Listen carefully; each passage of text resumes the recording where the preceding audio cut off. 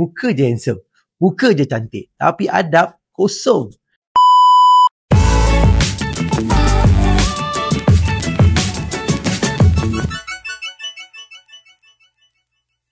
Pernah tak kita rasa orang tu baik, tapi bila duduk makan semeja dengan dia, tiba-tiba rasa macam pelik, rasa macam tak best, rasa macam tak enak.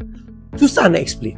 Tapi hari ini saya kongsikan 10 adab, 10 etika, 10 manners, alright, yang ramai orang tak sedar mereka lakukan, tapi sebenarnya kalau mereka langgar adab ini, manners ini, dia adalah rude.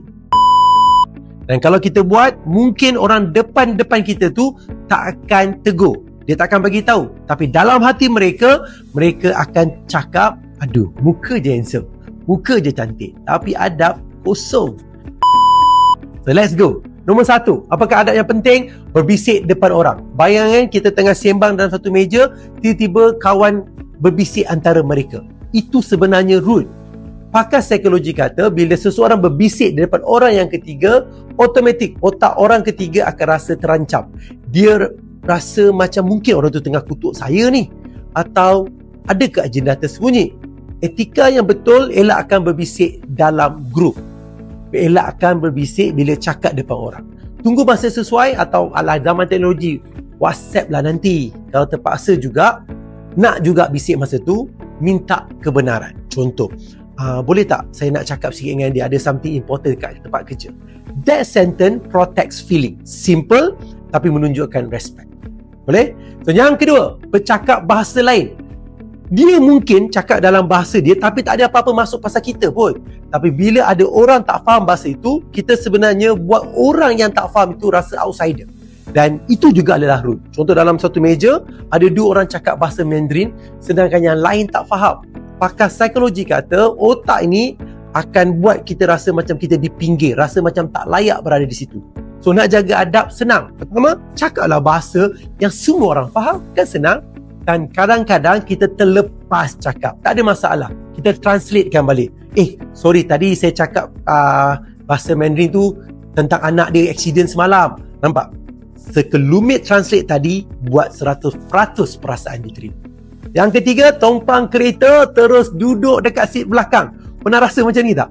Dah lah ada tumpang kita, naik terus duduk belakang. Grab ke? Taxi ke? Kita ni pemandu istana ke? So jangan buat macam tu, nampak tak manis. So, bila apa etika yang betul? Duduk di seat yang depan kalau kosong. Tunjuk rasa hormat pada dia. Tapi lainlah pemandu tu kata, duduk belakang lah. Dan kita duduk belakang. Kalau tidak, duduk depan. Hormat, awak tu menumpang. Yang keempat, tak perkenalkan orang. Ini banyak sangat berlaku. Kita jumpa kawan lama itu bawa kawan dia datang. Dan bila dia datang, dia duduk terus, dia tak introduce pun orang tu. Orang tu terus rasa macam invisible. Haven't you felt this before?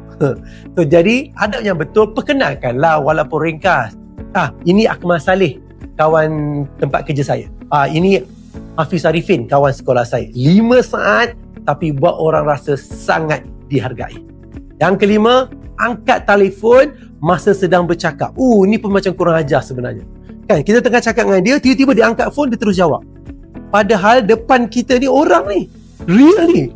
Kan, orang tu tengah bercakap, main angkat telefon. So, itu rude. So, cara yang betul, minta izin. Boleh tak saya nak jawab panggilan ni sekejap? Ni penting lah. Hormat orang depan kita. Ini tanda kita manusia yang beradab. Yang keenam, makan tanpa dipelawa. Kita buka makan, kita buat makan, kita terus makan. Pap. Umpama saya makan, anda semua tengok. Tak perlulah paksa orang lain makan makanan kita, tapi tawarlah sedikit sebagai adab. Nak sikit, nak rasa, walaupun kita tahu orang tu takkan rasa pun, orang tu takkan ambil pun, tapi kita jemput makan semua. Ini bukan soal makanan, ini soal adab. Yang ketujuh, menyampuk dan menghabiskan ayat orang lain. Kita rasa macam membantu, tapi sebenarnya kita ambil spotlight dia. Etika dan adab yang betul, biarkan dia habiskan apa dia nak cakap, baru kita respon. Listening is respect. Respect is manners. Manners show who you are. Benci betul kan orang yang suka sampuk ni? Kita tak habis cakap, tiba-tiba dia sampuk.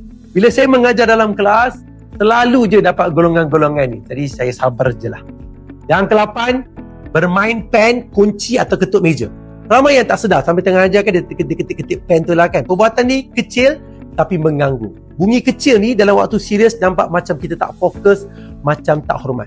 Oh dulu, generasi saya dulu, ada satu game yang dia petik-petik jari macam ni. Tengah-tengah cakap dia main petik-petik jari. Ya Allah, tak ada adabnya. So, cara yang mudah, tenangkan fikiran, fokus pada orang itu dan janganlah buat benda-benda yang mengganggu. Yang ke-9, pegang pintu dan orang belakang kena sambut. Saya pernah pegang pintu, orang belakang tak sambut, dia terus jalan. Ya Allah, itu kurang ajar namanya. Pintu ni bukan sekadar pintu, dia ada adab di sebaliknya. Bila kita keluar dari pintu, jangan lepaskan begitu saja, pegang pintu tu, tunggu orang belakang ambil alih. Ini bukan soal tenaga, ini soal sensitivity. Kalau kita nak elakkan pintu tu terlanggar, slap muka dia kan. So adab ni dua hala ya. Orang belakang pula, jangan sekadar jalan, sambut pintu tersebut. Ambil alih pintu tu. Thank you sir, saya sambung. Satu pegang, satu lepaskan dengan hormat.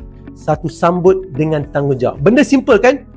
Tapi itulah cara hormat, bertukar tangan. Macam pattern dalam lumba lari. Smooth, elegant, terhormat.